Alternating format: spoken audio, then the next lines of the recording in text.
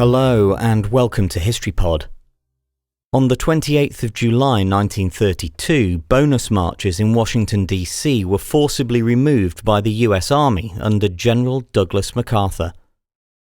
Congress had approved a bill to pay financial bonuses to First World War veterans in 1924. Veterans were to receive $1 per day for every day of domestic service and $1.25 for service overseas.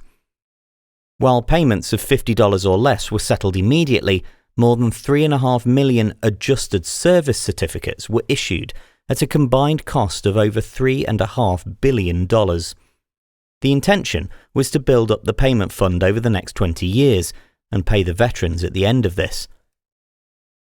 The onset of the Great Depression saw millions of Americans lose their jobs. By 1932, veterans were desperate for financial assistance, and approximately 20,000 of them converged on Washington to demand the early cash redemption of their service certificates. They found support in Congressman Wright Patman, who sponsored a bill authorizing the immediate payment of the bonuses, but it was defeated in the Senate in June. Under the leadership of Walter W. Waters, discipline within the protesters' camps was maintained, but resources were growing scarce.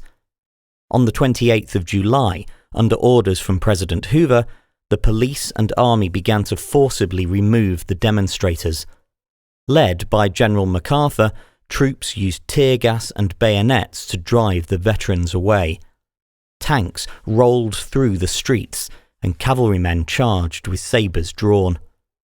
As the veterans retreated across the Anacostia River, MacArthur ignored a presidential order not to follow them.